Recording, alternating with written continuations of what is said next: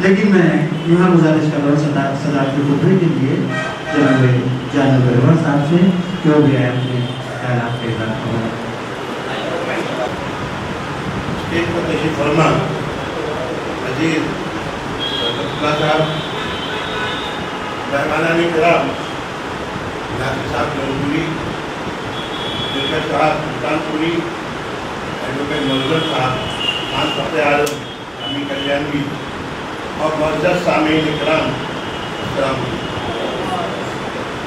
وقت کافی ہوا ہے، کوئی طول طویل گفتگو کا موقع نہیں ہے، لیکن چند باتیں مختصر اجمالی انداز میں آپ کے سامنے کرتا ہوں۔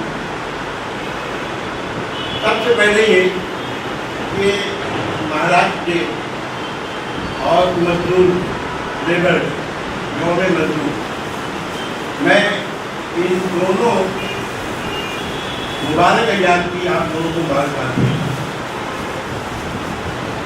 یوم مزدور کی مبارکباد اس لیے کہ ہمارے یہاں مذہبی اعتبار سے، دنیاوی اعتبار سے جو باتیں تھیں ایڈوکیٹ معظم صاحب نے بڑی تفصیل سے آپ کے سامنے رکھی۔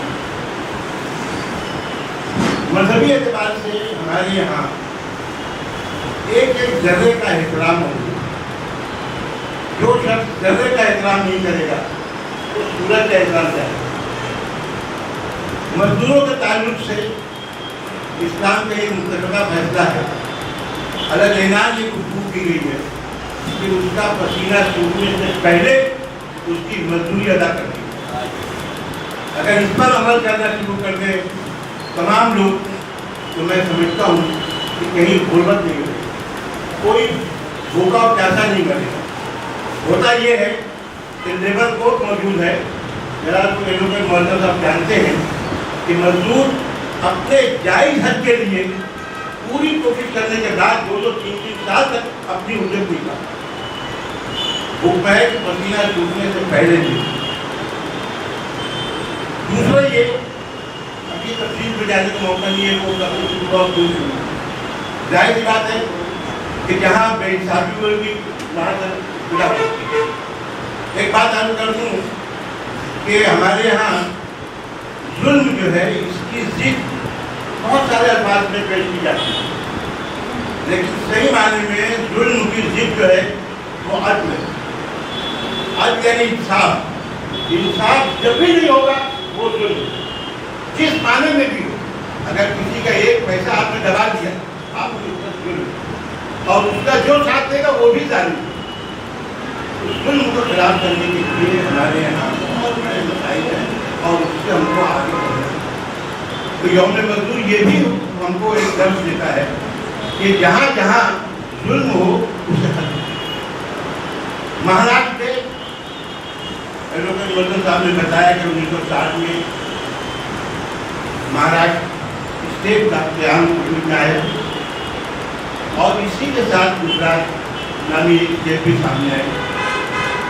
اس سے پہلے 1960 سے پہلے تک خود ہم نے ہمارا جو SSC کا امتحان پاس کیا معظم صاحب تو 1959 میں کیا۔ 1959 میں ہم لوگوں نے جو امتحان پاس کیا SSC کا وہ بامبے بورڈ ہوا تھا اور بامبے اسٹیٹ کہا جاتا ہے۔ اس کے بعد وہ ہوگا بات اس میں بھی جہاں بھی کود کود ہوتی ہے، چاہے وہ ایک گھر کا معاملہ ہو، ایک علاقے کا معاملہ ہو یا ایک شہر کا معاملہ ہو، بہت زیادہ تکالیف سامنے آیا ہے۔ اب دونوں اسٹیٹ بہت مزے میں ہیں، اللہ کرے دونوں اسٹیٹ کا بہت زیادہ ترقی اور ارتقا کا معاملہ ہو اور لوگ سب سے بڑی چیز یہ ہے کہ وہاں رہنے والے امن و امان کے ساتھ، خوشحالی کے ساتھ اور بھائی چارگی کے ساتھ۔ اگر امن و امان نہیں ہے آپ کسی بھی ترقی کر لیجیے، سب آپ کے گھر میں خون برستا ہے لیکن آپ ذہنی طور پر اگر کچھ نہیں ہے تو آپ کی ساری ترقی بے معنی ہے۔